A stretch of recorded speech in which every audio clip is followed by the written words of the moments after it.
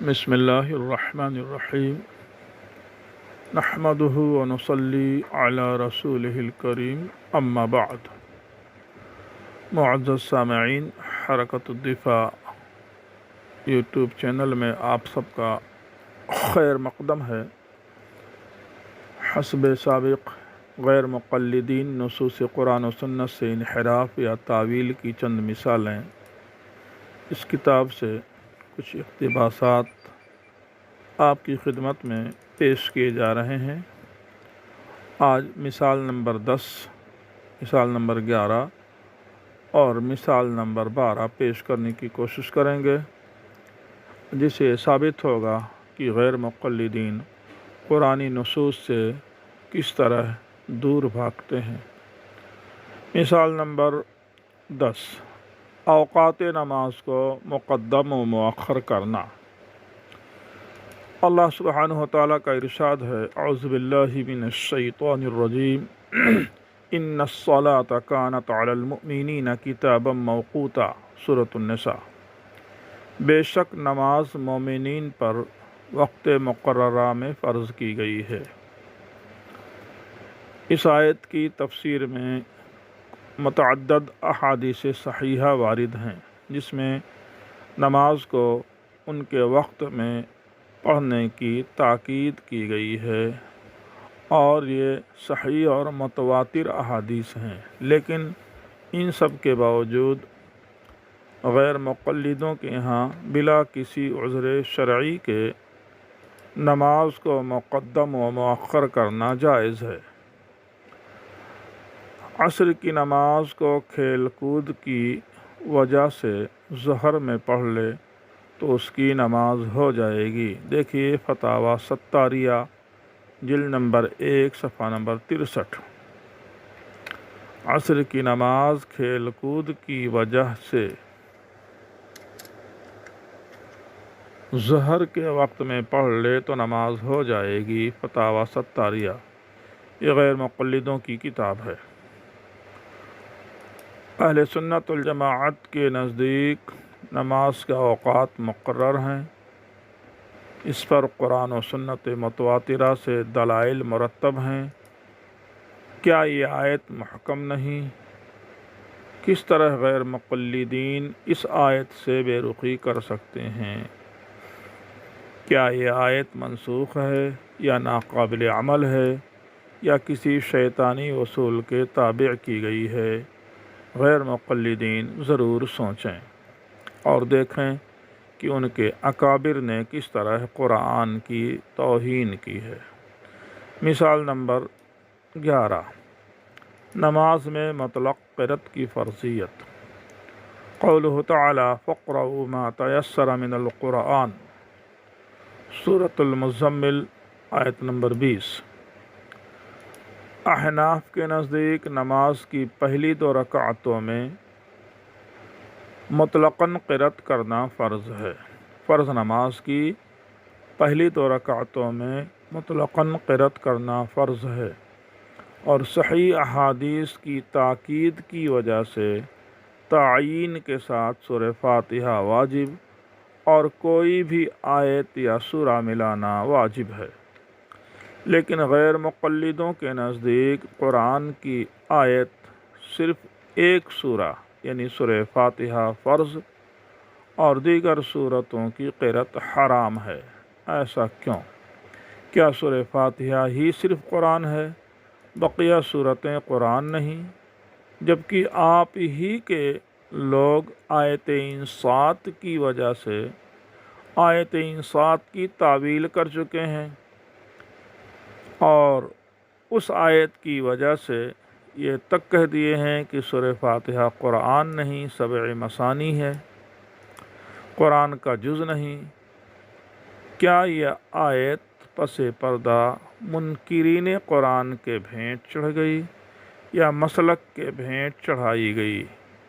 اس کے باوجود احناف پر الزام ہے کہ وہ فاتحہ سے دشمنی کرتے ہیں۔ چلو، اگر قرآن کی اس آیت کو نہیں مانتے تو کم سے کم صحیح احادیث پر عمل کر لو۔ عن ابی ہریرہ رضی اللہ تعالی عنہ ان النبی صلی اللہ علیہ وسلم قال فی حدیث مسیء الصلاة اذا قمت الى الصلاة فکبر ثم اقرأ ما تيسر معك من القرآن رواہ البخاری، صحیح البخاری جلد نمبر 1 صفحہ نمبر 109۔ حضرت ابو ہریرہ رضی اللہ تعالی عنہ سے روایت ہے کہ نبی علیہ الصلاۃ والسلام نے فرمایا کہ جب تم نماز کے لیے ٹھہرو تو اللہ اکبر کہو، پھر جس قدر قرآن میں آسان ہو تلاوت کرو۔ غیر مقلدوں نے سورہ فاتحہ کو فرض اور ضم سورہ کو محض مستحب کہا ہے، یہ کہاں تک درست ہے؟ کیا اس مطلق اور صریح آیت محکمہ کی تعویل کی گئی ہے یا اسے منسوخ کیا گیا ہے، یا احکام کی تقسیم کر کے سنت، مستحب، واجب اور فرض کی اصطلاح میں پھنس کر کے غیر مقلدین بدعت بننا پسند کریں گے؟ واضح رہے کہ بہت سے غیر مقلدوں نے اس آیت کریمہ کو مشرکوں کے لیے، مکہ کے کافروں کے لیے متعین کر دیا ہے، یہاں تک کہنے کی جرات کر لی ہے کہ اس کے مخاطب مسلمان نہیں ہیں۔ استغفر اللہ ربی من کل ذنب واتوب الیہ۔ مثال نمبر 12، قربانی کے ایام۔ قال اللہ تعالی لِيَشْهَدُوا مَنَافِعَ لَهُمْ وَيَذْكُرُوا اسْمَ اللَّهِ فِي أَيَّامٍ معلومات، سورة الحج آیت نمبر 28۔ وقال اللہ تعالی واذکروا اللہ فی ایام معدودات، سورة البقرہ 203۔ اہل سنت نے اس آیت کے مقتضی اور سنت متواترہ سے قربانی کے 3 دن مختص کیے ہیں۔ حضرات مفسرین نے تفسیری روایات سے قربانی کے 3 دن مقرر کیے، مثلاً عن عبداللہ بن عمر فالمعلومات یوم النحر و یومان بعدہ، تفسیر ابن ابی حاتم جلد نمبر 6 صفحہ نمبر 261، ومثلہ فی الدر المنصور جلد نمبر 4 صفحہ نمبر 641۔ مفسر ابن حاتم نے حضرت عبداللہ ابن عمر رضی اللہ تعالیٰ عنہ سے نقل کیا ہے کہ المعلومات سے یوم النحر اور اس کے بعد کے 2 دن مراد ہیں۔ نمبر 2، وَاذْكُرُوا اللَّهَ فِي أَيَّامٍ مَّعْدُودَاتٍ، وَلَا خِلَافَ أَنَّ الْمُرَادَ النَّحْرُ، وَكَانَ النَّحْرُ فِي الْيَوْمِ الْأَوَّلِ وَهُوَ يَوْمُ الْأَضْحَىٰ وَالثَّانِي وَالثَّالِثِ، وَلَمْ يَكُنْ فِي الرَّابِعِ نَحْرٌ، فَكَانَ الرَّابِعُ غَيْرُ مُرَادٍ فِي قَوْلِهِ تَعَالَىٰ مَعْدُودَاتٍ لا ينحر فيه، کتاب الاحکام للقاضی ابی بکر محمد ابن عبداللہ المالکی جلد نمبر 1 صفحہ نمبر 59۔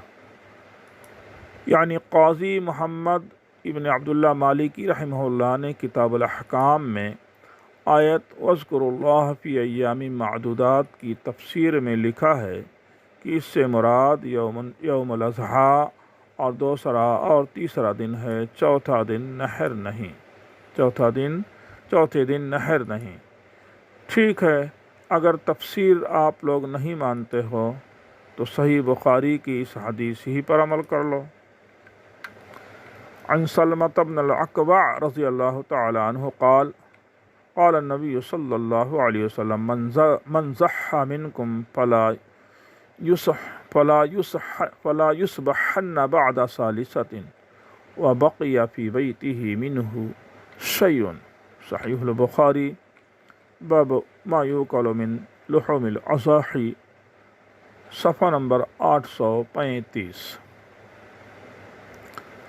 تم میں سے جس نے قربانی کی ہے تیسرے دن اس حال میں صبح نہ کرے کہ اس کے پاس قربانی میں سے کچھ گوشت بچ گیا ہو۔ کیا اس حدیث کے مقتضا کے مطابق تیسرے دن کے بعد قربانی ثابت ہوگی یا ممانعت، یا گوشت رکھنے کی اجازت والی احادیث کی وجہ سے ایک دن اضافہ ثابت ہوگا۔ قرآن کی آیت اور بخاری شریف کی اس حدیث کی تعویل کریں گے یا امام کرخی کے اصولوں پر سر دھنیں گے۔ مثال نمبر 13، آیت سے غلط استدلال۔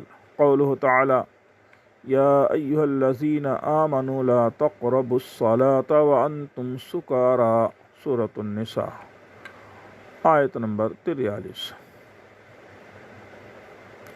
اس آیت سے غیر مقلدوں کے حکیم صادق صاحب نے استدلال کیا ہے کہ بے ہوشی اور مستی ناقض وضو ہے۔ یہ استدلال کی کون سی صورت ہے، یا یہ کہ یہ قیاس کی کوئی قسم ہے، یا اس آیت میں کوئی تعویل کی گئی ہے؟ نشہ ناقض وضو ہے یا مانع وضو یا مانع صلاۃ ہے؟